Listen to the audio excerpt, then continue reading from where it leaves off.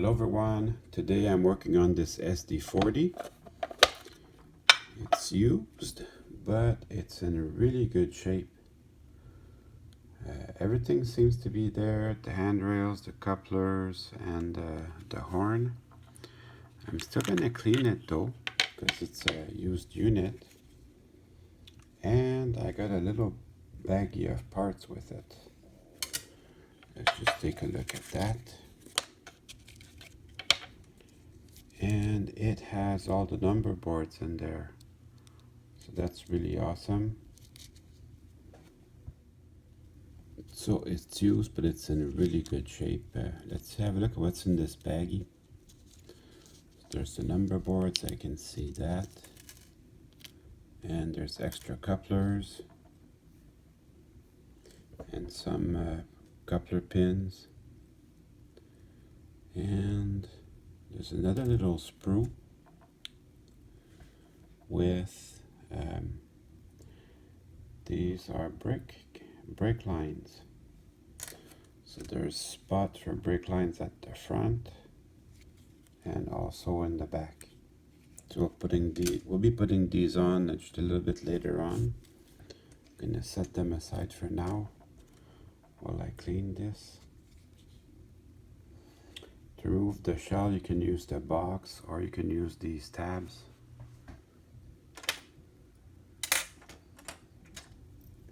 I like the tabs.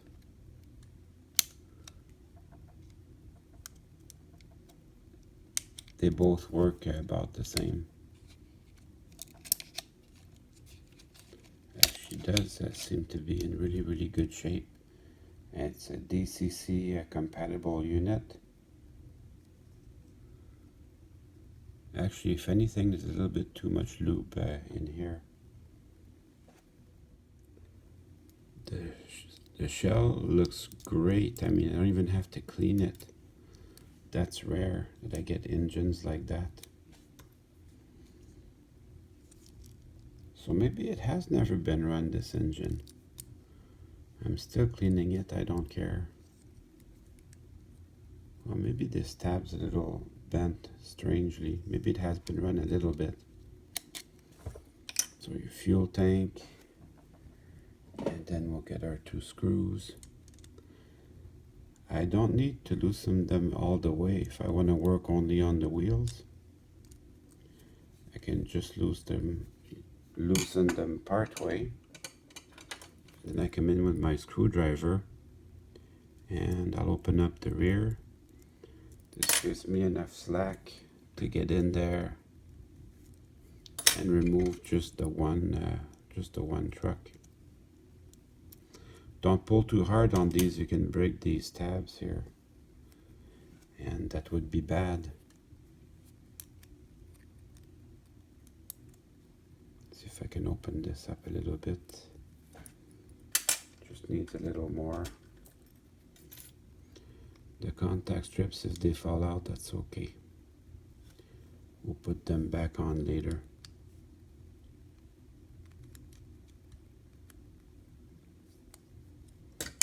There.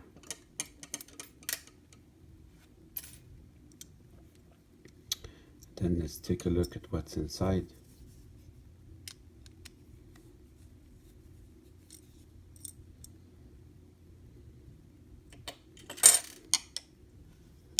So in here, everything looks great. Yeah, that's gonna be a good runner. I'm just gonna put 4 drops of oil. Since I have it opened up, may as well.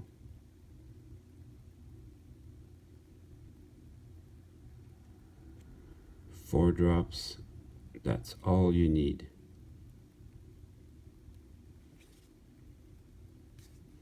There, just make it easier for me to get at. So, since my motor and my worm gears are in perfect shape, I'm going to take a look at my wheels. That's the secret, is clean wheels. Now these look pretty good. Probably if I had tried this engine on the track, it would have been a good runner already. Those CP rail multi-mark paint jobs are really spectacular.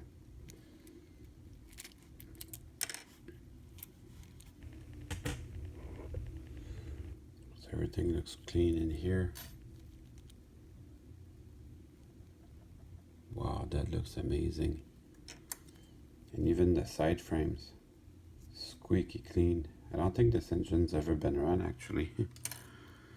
So I'm still gonna clean them since I have them in my hands.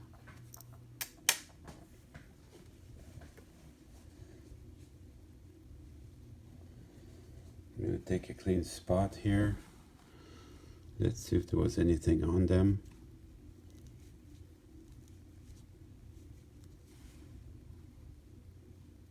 Maybe just a little bit.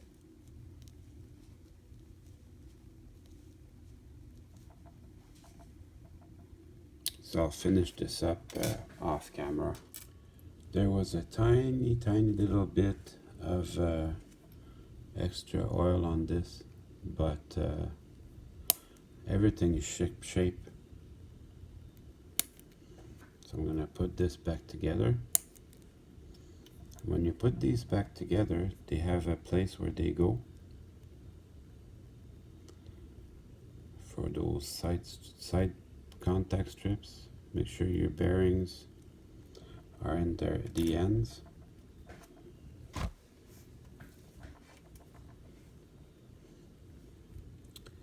And then we can put this back together.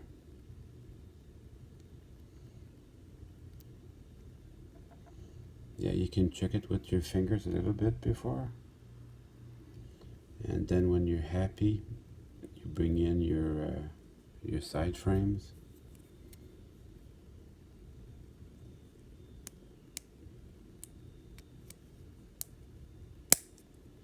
And they'll just snap into place.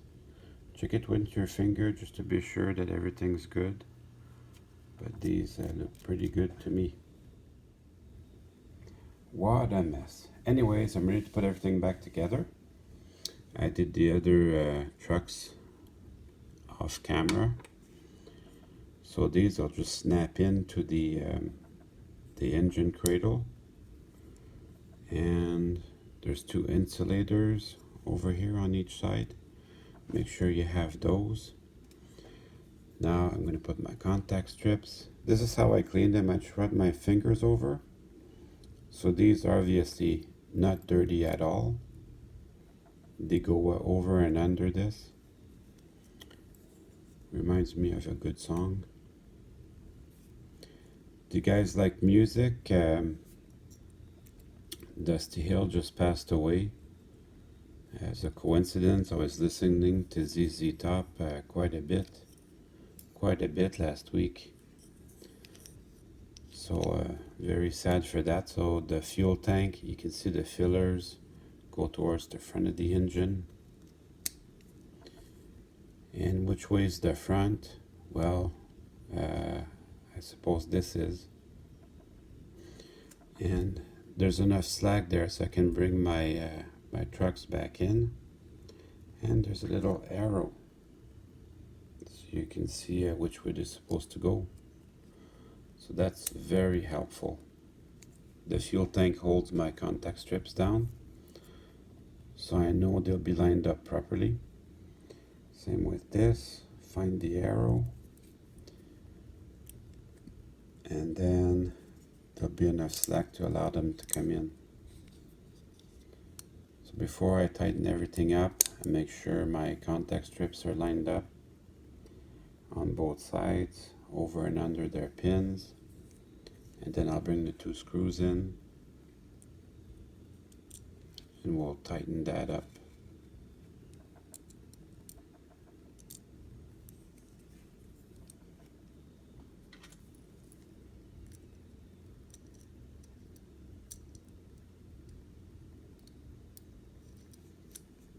And they don't have to be very tight, just hand tight, as they say.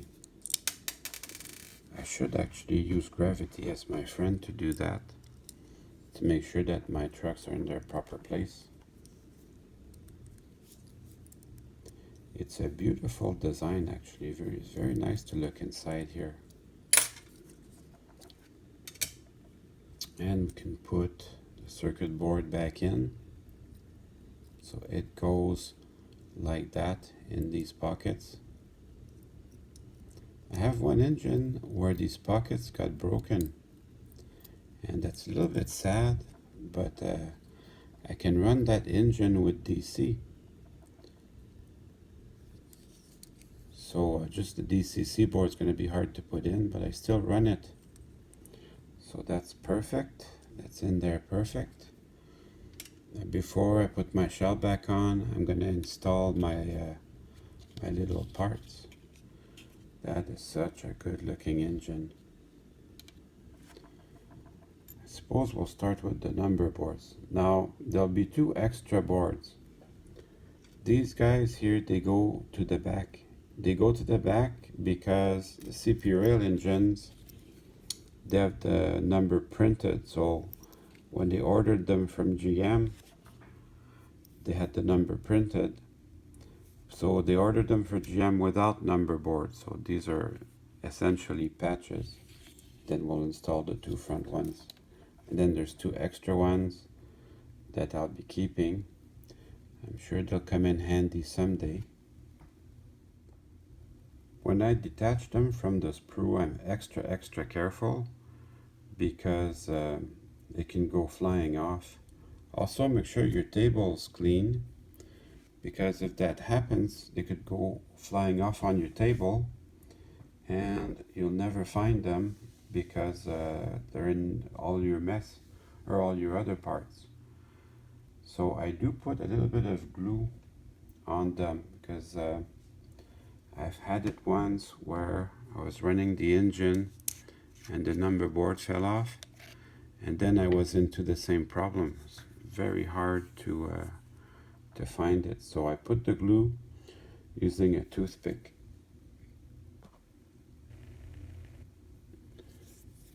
And then I'll carefully bring my, so I put the glue on the shell actually with my toothpick. And I'm very careful just to put just a tiny little bit and not to mess up my model. So I'll put the glue on the model. The amount you need, it can't even be called a drop. It's like a third of a drop maybe.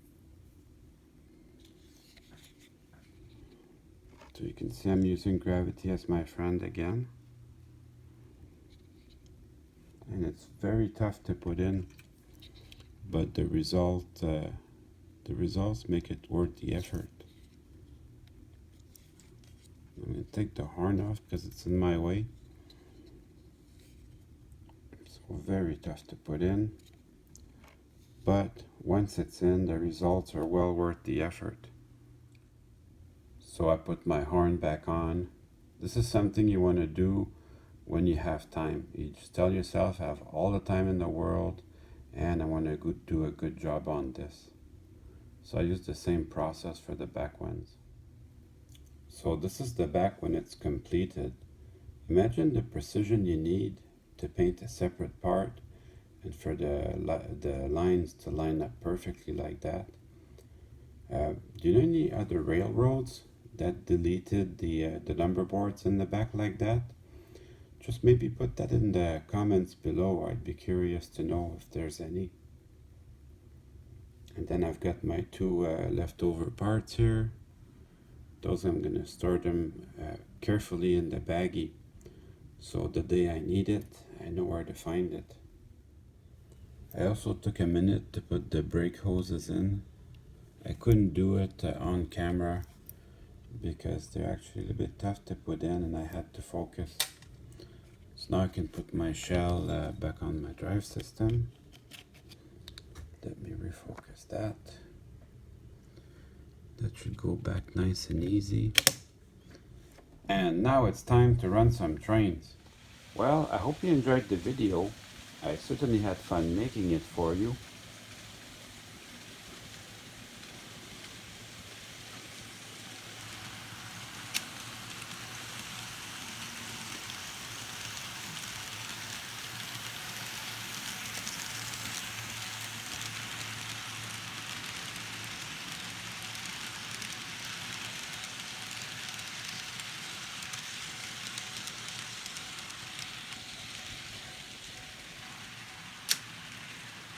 See you soon.